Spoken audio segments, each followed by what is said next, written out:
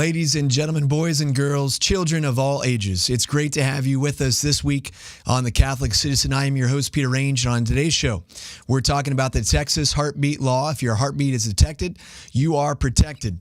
We're talking about wicked rulers. John Calvin, yes, this is a Catholic show, but we do quote John Calvin, who once said, when God wants to judge a nation, he gives them wicked rulers. We're going to be talking about those wicked rulers and much more here in just a second.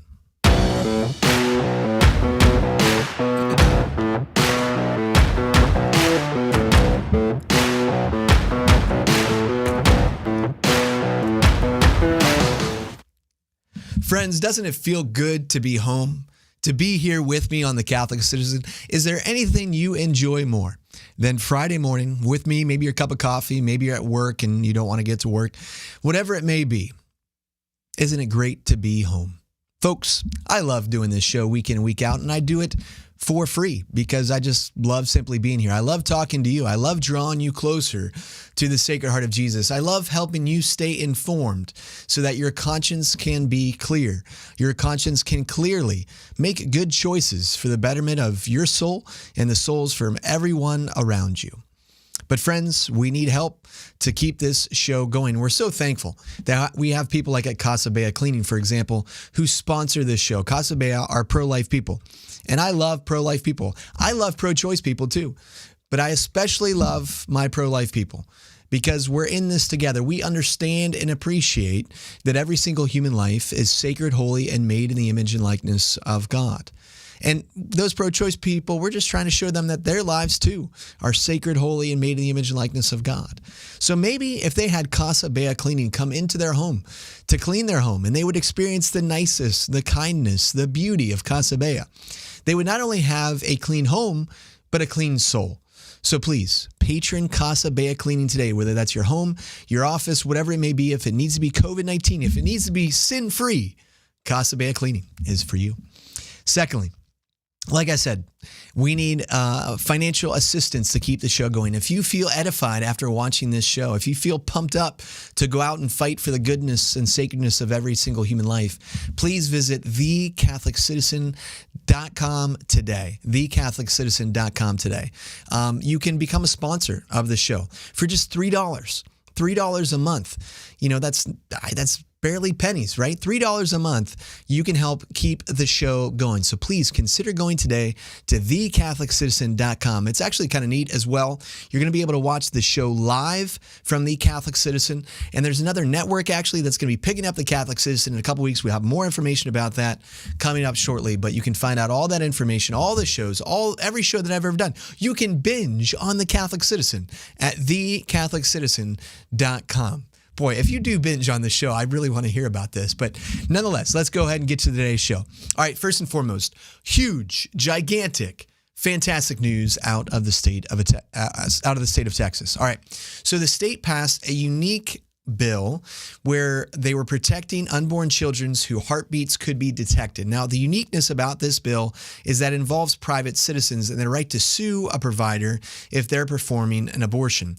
Now, the state of Texas did this particularly so that it could not be challenged in court like a lot of the other legislation, like Ohio's heartbeat bill, for example. It's strung up in the courts, and it's going to be for a while. But Texas used this unique approach that it couldn't be attacked in court like the normal ways that it is by the ACLU, by Planned Parenthood. And guess what? It worked. The case went all the way to the Supreme Court. The Supreme Court said, we're not hearing it. We are not hearing it. So it goes back now, and it is in effect, and 150 babies every single day are being saved from abortion. I mean, clinics are actually shutting down. They're saying, we're not performing abortions, okay, as soon as that heartbeat is detected. It's working. In the state of Texas, we have a tremendous victory to celebrate that unborn babies are being saved. Now, all the headlines from CNN, all the, social media, I mean, it's talking about this sinister pro-life approach, to attacking women's rights. Now, first of all, notice here, it's no longer birthing people's rights, which we've been hearing from the left. But now, again, it's women's rights, because birthing people's rights sounds kind of funny, and that's not going to win the PR battle. But let's go back and call them women again when it's talking about limiting access to abortion, limiting access to kill your children. Nonetheless, Expect, though, because this case was very narrowly decided, 5-4, with Chief Justice John Roberts, who the man just drives me nuts. But Chief Justice John Roberts joining the three liberals in dissent on this case. So you had voting to not take up this case, Justice Clarence Thomas, Samuel Alito, Neil Gorsuch, Brett Kavanaugh, Amy Coney Barrett. Now, if you're going to tell me that presidential elections don't matter, Amy Coney Barrett, Brett Kavanaugh, Neil Gorsuch, all appointed by the Trump administration. There's no way in HE double hockey sticks that this case is not heard in the Supreme Court and Roe v. Wade is not doubled down upon unless these three Supreme Court justices appointed by President Trump are not there on the court. Elections have humongous consequences. And maybe it's one of the reasons the Lord allowed in 2016 this crazy, harsh man named Donald Trump to win the presidency in 2016. Even though, again, I'm not the biggest fan here in the world. But he won. And maybe it was for those three justices who have now protected little babies in the womb in Texas. But based upon Chief Justice John Roberts' dissent, I expect that this law will be challenged in some way, shape, or form. So let's celebrate it, but don't be surprised if you see in the news, excuse me, don't be surprised if you see in the news something coming up, another different challenge to try to take down this law. All right, now, how does the president respond? I talked about the fact that when God wants to judge a nation, he gives them wicked rulers. So says John Calvin. Yes, I'm quoting John Calvin as a Catholic. There's a reason people call me Protestant Pete. Anyway, this is how the President Biden responds to this law, okay? Outlawing abortions if the heartbeat is detected. I am directing that council and the White House of the Office Council to launch a whole of government effort to respond to this decision, looking specifically to the Department of Health and Human Services and the Department of Justice to see what steps the federal government can take to ensure that women in Texas have access to safe and legal abortions as protected by Roe. Excuse me. All right. So if you're a Catholic and you're a Christian and you justified voting for Joe Biden because of other issues, or you thought, well, he's not really pro-choice, can you have a more clear example of how the man is supporting the killing of unborn children? He says that he wants a whole of government effort. That means he wants to pull every level of government, every lever of government that he can to ensure that women can kill their children in Texas, that doctors can poison and dismember children in Texas. Our Catholic president, whole of government effort to make sure women can kill their children in Texas. Is that really a Catholic way to approach this issue? All right. One thing here. You're going to hear a lot of different things in the media, maybe even discussions with friends talking about this law. Keep it focused on what abortion is. Abortion is the starving, dismembering, the killing of unborn children in the womb. Okay? What else is that thing in the womb? It's a human. It's a boy or girl that we're killing at the tune of 2,300 every single day in this country.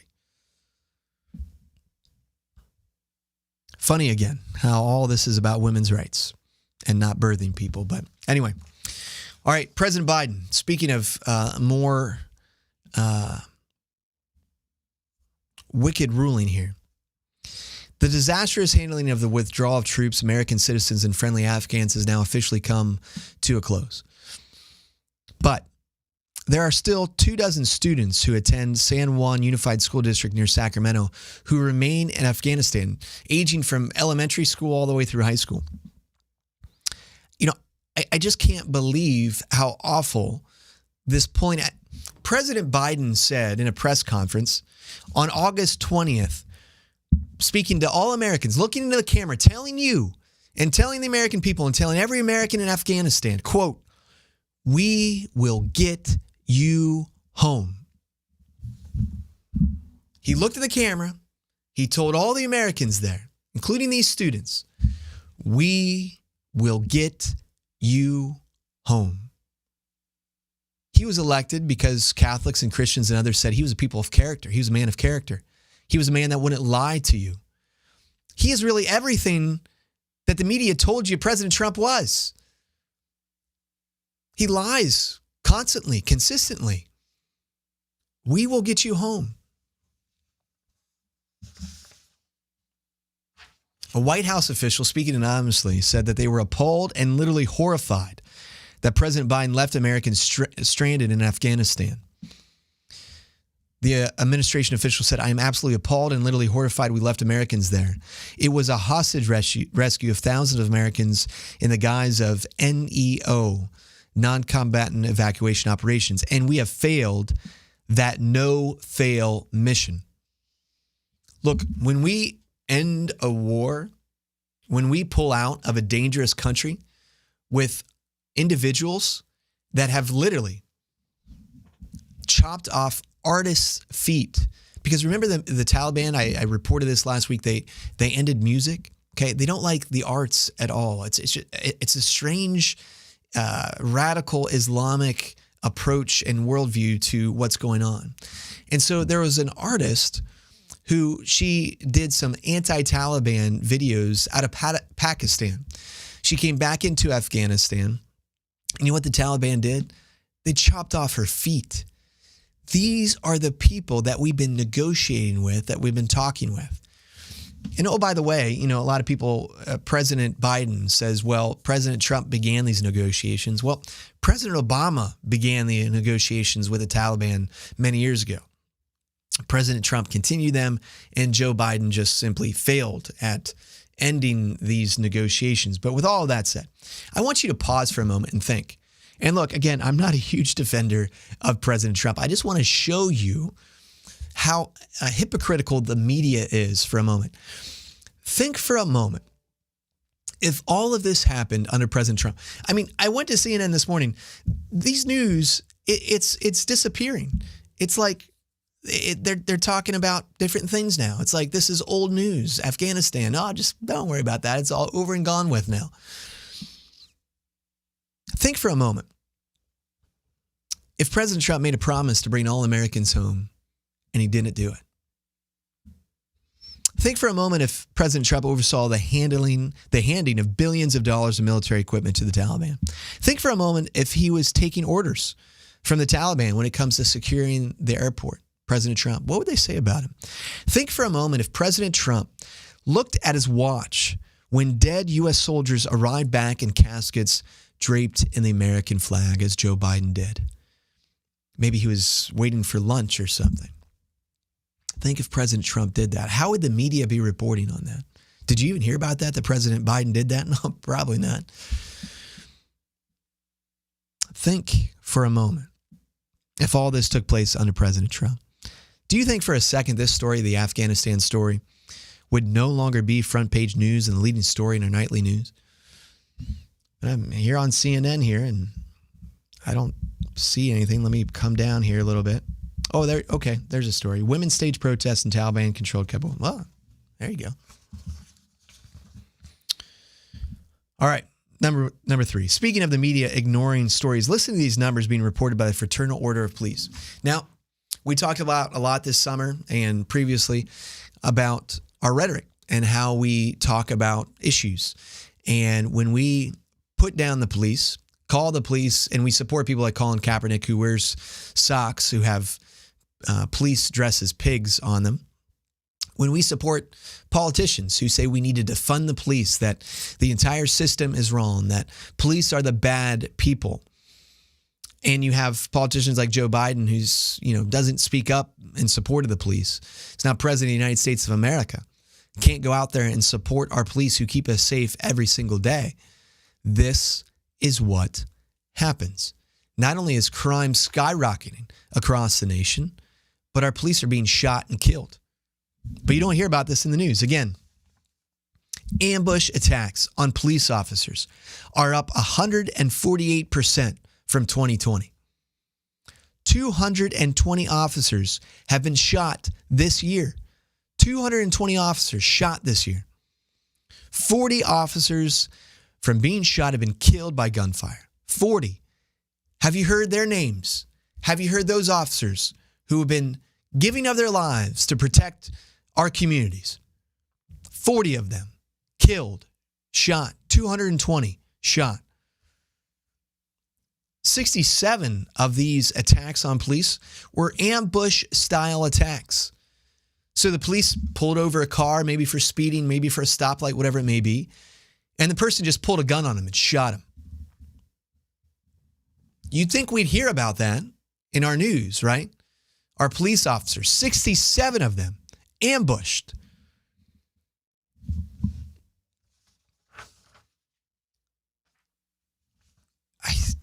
It makes me really upset when we're talking about our police officers, those people who give of their lives to protect us, being shot and killed, ambushed. Where's the president on this? Where's our leaders of Congress? All right, number 4, watch out. Here comes the moo. This is unbelievable. Yeah, Dr. Fauci warning us. Says not a threat yet, but it could be coming. The new coronavirus variant MU, maybe I'm mispronouncing it, forgive me, is not at the moment posing a great risk to Americans, according to the White House chief medical advisor, Dr. Anthony Fauci, but we're paying attention to it. We're taking everything seriously. So we have another variant, folks. And in a couple weeks, when we need to be scared some more, there's going to be another variant. And look, a lot of good Catholics, Christians, people of goodwill who understand that there's something deeper going on here with the COVID virus and the agenda that's being trying to be pushed and take advantage of by the government officials to change everything from the way we vote to the way we live our lives. People, when they see this, they get scared. And so they want to rush off and they want to get another booster.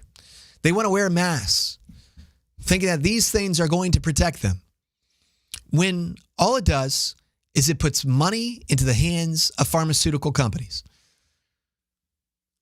So sure, if you want to take the COVID vaccine, I'm not going to stop you. I'm sure it protects you from not getting worse symptoms, but it's not stopping the virus. In fact, all right, just do a little research here. Go listen to what some experts are saying. Here's one, Geert van den Bosch. Geert received his PhD in virology from the University of Hohenheim, Germany. He has worked for several vaccine companies, GSK Biologicals, for example, to serve various roles in vaccine R&D as well as in late vaccine development. Now, you may want to dismiss this guy as well. Okay, Peter's going to be talking about a right-wing quack here or whatever. Well, this guy, Geert van den Bosch, joined the Bill and Melinda Gates Foundation Global Health Discovery Team in Seattle. He was a senior program officer before working with the Global Alliance for Vaccines and Immunization, Gavi, in Geneva. Gavi is one of those organizations Bill and Melinda Gates fund and help support. He was a senior Ebola program manager at Gavi. He tracked efforts to develop an Ebola vaccine. He also represented Gavi and Fora with other partners, including the World Health Organization, to review progress in the fight against Ebola and to build plans for global pandemic preparedness. He then joined the German Center for Infection Research in Cologne as head of the Vaccine Development Office. This guy's no slouch, okay? He's been sounding the alarm, but don't hear about him in mainstream media, right? Because what he has to say kind of hurts the narrative a little bit. This is what he says. Just reported findings recently when he was studying what's going on with COVID-19 vaccine and what's going on with COVID. He writes, quote, as of the early days of mass vaccination campaigns, at least a few experts have been warning against the catastrophic impact such a program could have on global and individual health. Mass vaccination in the middle of a pandemic is prone to promoting selection and adaptation of immune escape variants that are featured by increasing infectiousness and resistance to spike protein-directed antibodies, thereby diminishing protection in vaccines and threatening the unvaccinated. So exactly what is taking place, he's saying it. Okay. Are we receiving judgment as a nation? What do you think? We have wicked rulers, we have plagues, we have wildfires, we have floods and storms. Could it be time for us to get serious and really live out the faith to its fullness? When our church leaders, when it talks about vaccines, we're not even mentioning the fact that these have been tested or produced in aborted fetal cell lines. That's like a understood. It's like we don't want to bring that up because we don't want to scare people from taking these things.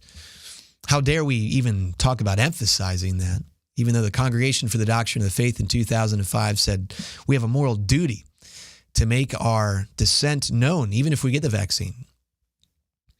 But no, we're just kind of going along with the flow as a church. And so there might be some fear. But as Catholics and as Christians, we are not called to fear. Perfect love casts out fear. And I'm tired of seeing so much fear in the church, fear in my family members, fear in my friends. We have not been made for fear. We have been made for life, abundant life in Christ. And all through this pandemic, we've had a choice to make. Were we going to choose faith or are we going to choose fear? What will you choose today? Today's reading from the book of Colossians is from chapter 1. Let me just read you one verse from that reading, 2 verses maybe. In him, all things in heaven and on earth were created, things visible and invisible. Whether thrones or dominions or rules or powers, all things have been created through him and for him. He himself is before all things, and in him all things hold together. In him all things hold together. Even on the cellular, molecular level. Do yourself a favor. Go up and go to Google, go to DuckDuckGo, and look up laminin after the show. In him, think of this verse, 1 Colossians 17. In him, all things hold together. Laminin, Laminin. It's a cell adhesion molecule. I want you to take a look at what that looks like. That's what keeps your cells held together. At the very core of your body, Christ is at work. And if at the very molecular level, Christ is at work, he's at work right now in your heart. He's at work right now in our nation. He's at work right now in our world. And we do not need to fear because not even death can conquer us. Live fully as Catholic citizens. Live with faith, not fear. Live your life and live it with joy. We'll talk to you next week right here on the